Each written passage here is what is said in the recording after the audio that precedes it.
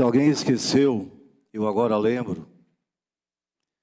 Semana que vem principia setembro. Na outra semana já é dia 7. Nosso dia, nossa data, que emociona, que retrata o que a legenda reflete. Data na qual nos compete um exame de consciência, de cívica reverência e compreensão do dever, para que possamos manter sempre viva a independência. Nós do Rio Grande, lendário, do extremo sul brasileiro, que fomos pátria primeiro, mesmo sem ter donatário. No barbaresco cenário das libertárias vertentes, nós que lançamos as sementes eternas da liberdade. Nós gaúchos, na verdade, nascemos independentes. Esse é o grito do Ipiranga, rompeu laços e maneias. Lá no Rio Grande, no chão das peleias, nunca se admitiu a canga.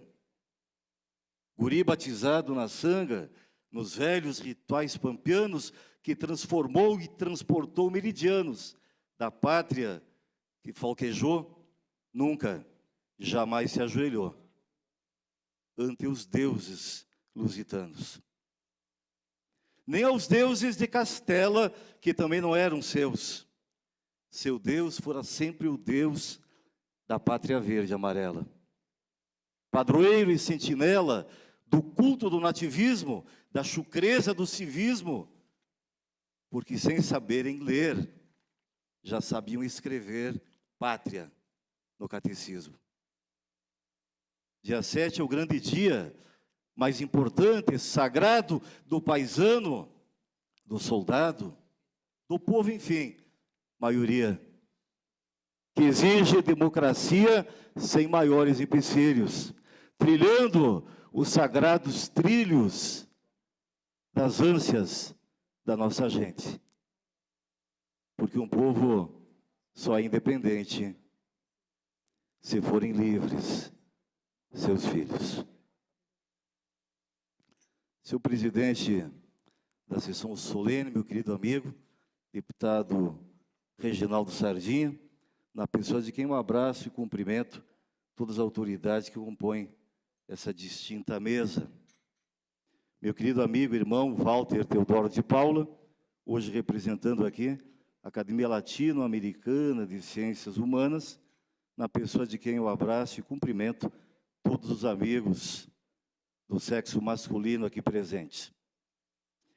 Minha musa inspiradora, mulher da minha vida, Fabiana Thier, na pessoa de quem eu abraço e cumprimento todas as mulheres presentes hoje aqui, e parafraseando o professor Gentil, que confia o seu coração ao Filomeno, eu digo ao Filomeno para frustrá-lo, que quem tem uma mulher dessa na vida não precisa de cardiologista. Ou talvez precise mais, né? Senhoras e senhores, boa noite a todos. Bem-vindos, obrigado pelo prestígio da presença de todos aqui. Eu iniciei propositadamente com essa invocação à nossa independência. No dia 8 de janeiro desse ano, domingo, no meu programa de rádio, eu fiz uma provocação e expliquei o dia do FICO, que comemoramos o dia seguinte, dia 9 de janeiro. E dei uma aula sobre o dia do FICO e o que aquilo representou para a nossa independência. Foi o dia que, imitando o nosso presidente, Dom Pedro estendeu de forma vertical o dedo do meio para as cortes portuguesas. Seu pai, Dom João VI, já havia sido convocado pelas cortes de volta a Portugal.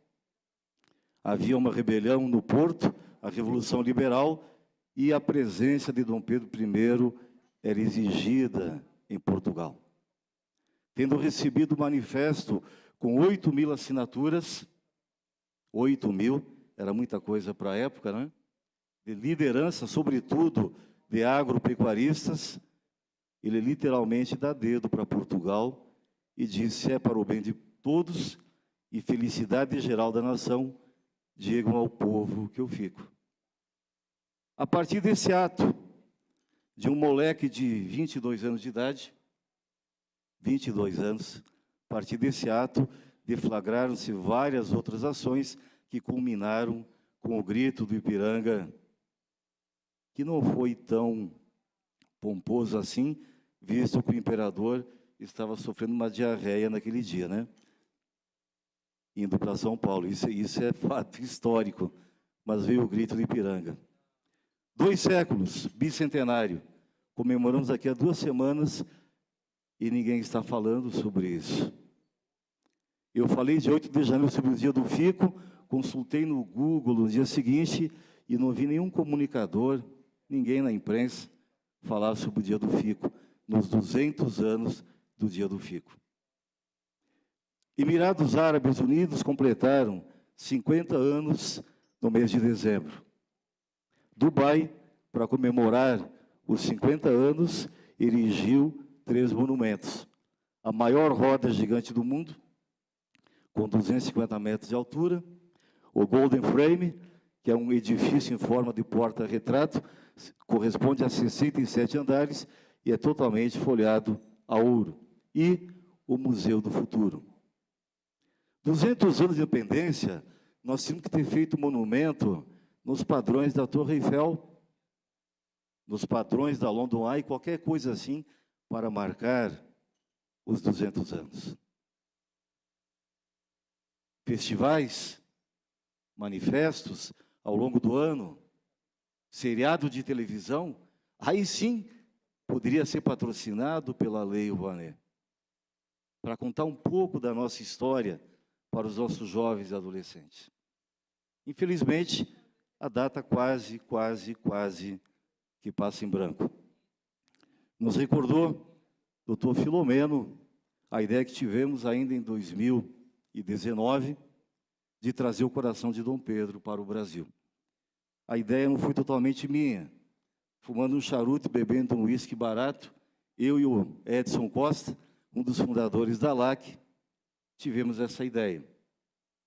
Ainda em 2019 fizemos contato com autoridades do Porto e em abril de 2020 eu iria ao Porto.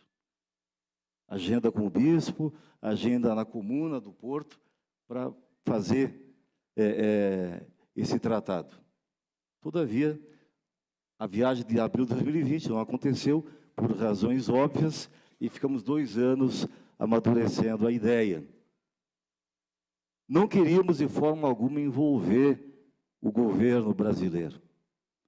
Por quê? Para não dar conotação eleitoral a um ato histórico tão importante e tão magnânimo. Por que o coração de Dom Pedro está no Porto? Em 1831, quando ele retorna a Portugal, abdica do trono, passa o império ao seu filho, Pedro II, então com apenas 5 anos de idade, ele vai para enfrentar uma guerra civil contra o seu próprio irmão, Dom Miguel, para recuperar o trono e entregá-la a quem de direito sua filha, Maria. E a cidade do Porto é quem propicia todo o aparato, toda a logística para que Dom Pedro possa enfrentar essa guerra civil contra o seu próprio irmão. Em gratidão, a cidade do Porto, em vida, Dom Pedro doou o seu coração para a cidade do Porto. Os restos mortais do imperador se encontram em São Paulo, no Museu do Ipiranga. Todavia, o coração ficou lá, na Igreja da Lapa, na Praça da Batalha, na cidade do Porto, há exatamente 187 anos. Então, a ideia era o coração do libertador visitar a pátria que ele libertou 2 séculos depois. Essa era a ideia. No mês de outubro do ano passado, estive na cidade de Petrópolis, conversando com Dom Bertrand, o primeiro na linha de sucessão dos Orleans de Bragança. Ele já estava acometido de doença, veio a falecer, infelizmente, agora no dia 15 de julho. Todavia, comprou a ideia.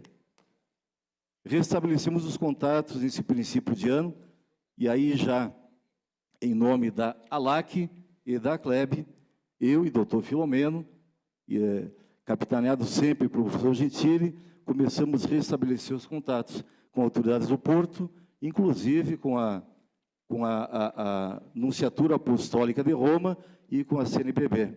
A nossa ideia era envolver entidades culturais, como as nossas academias, envolver a maçonaria brasileira, já que Dom Pedro foi soberano grão-mestre do Grande Oriente do Brasil, e envolver a igreja, sem interferência estatal.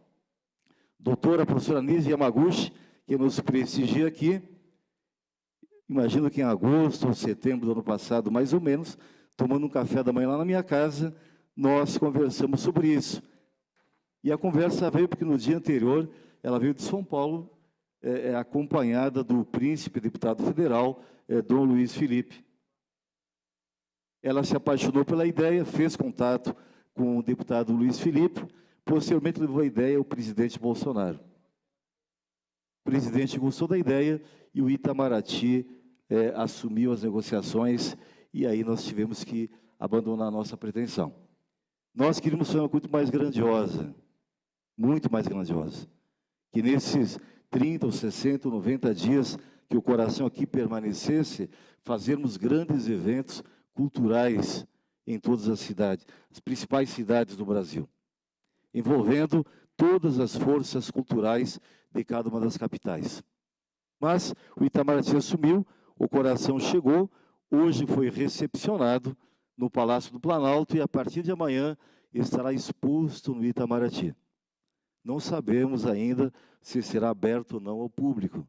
Todavia, não faz o menor sentido o coração do imperador lá para que os servidores de Itamaraty apenas o contemplem.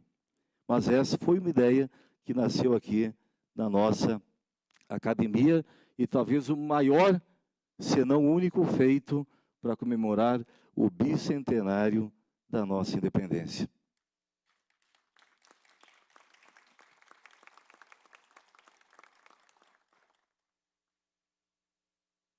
Eu sempre digo que no dia em que nós valorizarmos o nosso 7 de setembro, da mesma forma que o norte-americano comemora o 4 de julho, o francês comemora o 14 de julho, ou os gaúchos comemoram o 20 de setembro, no dia que nós tivermos esse espírito cívico, esse espírito de brasilidade, de amor à terra, à pátria, aos seus símbolos, aos seus feitos, culto aos nossos antepassados e aos nossos heróis, no dia que nós tivermos esses valores, nós podemos parar de reclamar dos nossos governantes. Enquanto nós não tivermos esses valores cultivados, teremos sempre o governo que nós merecemos. Infelizmente. Ainda temos tempo de, a partir dos nossos lares, a partir das nossas academias, motivar a população para comemorar os 200 anos da nossa independência.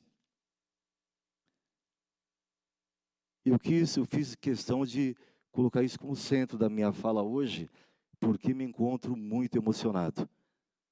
O Filomeno, que é cardiologista, na primeira vez que nós discutimos essa ideia, ele derreteu o próprio coração. Ele chorou, emocionado só com a ideia de trazer o coração do libertador 200 anos após ele haver libertado o nosso país. E também nos 200 anos, a nossa academia completa as suas 4 décadas, ocorrido no último dia 20 de março. Gentili esteve comigo semana passada, num café da manhã lá em casa, e como ele disse aqui, ele falou, olha, você vai ficar uns 30 anos agora como presidente da academia. Eu falei, eu até ficaria com uma condição, que você assine um contrato comigo, de ser o meu conselheiro e não morrer nos próximos 30 anos. Se eu tiver como conselheiro nas próximas, tua responsabilidade, hein, Marlene, viu? Se eu tiver como conselheiro nas próximas 3 décadas, vai ser muito fácil cumprir essa missão. Quero saudar o nosso ex-presidente Tarcísio, que é o grande articulador dessa coletânea, que hoje nós estamos distribuindo aqui. Essa coletânea é publicada todos os anos. E nesse ano ele teve a iniciativa, a feliz, a brilhante ideia de abrir um espaço para os escritores do amanhã, para os escritores do futuro. Então, 17 crianças de 10, 11, 12 anos, cada um escreveu uma crônica nessa coletânea. Estão representadas hoje pela Ana Clara e pelo Davi, fiquem de pé. O Davi, inclusive, hoje ele celebra 11 anos de idade, rejeitou a festa com os amigos para vir celebrar o seu aniversário aqui conosco. Parabéns, Davi. Isso é um grande incentivo, um estímulo. Parabéns, Tarcísio, pela brilhante ideia para os escritores do amanhã, os escritores do futuro. E, encerrando esse discurso, eu aceitei o desafio de presidir a academia e coloquei como 2 principais objetivos. O primeiro deles, reoxigenar a academia. Por conta da pandemia, e o nosso quadro, creio que cerca de 2/3 do nosso quadro são de autoridades octogenárias, né? Durante o período da pandemia, nós nunca nos reunimos. Eu acredito que a primeira reunião após a pandemia foi no dia 30 de junho, ocasião da eleição da nova diretoria. Então, é reoxigenar a academia, trazer de volta, revitalizar e retornar às nossas atividades socioculturais e, por que não, etílico e gastronômicas também. Então, esse é um compromisso. O segundo é, nesses 2 anos, a gente conseguir a tão sonhada sede física para a nossa academia. É um compromisso que eu assumi no dia 30 de junho e reafirmo na presente data. O cerimonialista vai fazer a leitura do nome de todos os acadêmicos empossados? Ah, perfeito. Então, obrigado a todos pela presença, obrigado a todos que aceitaram o desafio de compor essa diretoria no biênio. Será um grande desafio, mas nós vamos cumprir, com toda certeza, esses 2 compromissos. Obrigado a todos, Deus abençoe a todos e a cada um de uma forma muito especial. Obrigado mesmo.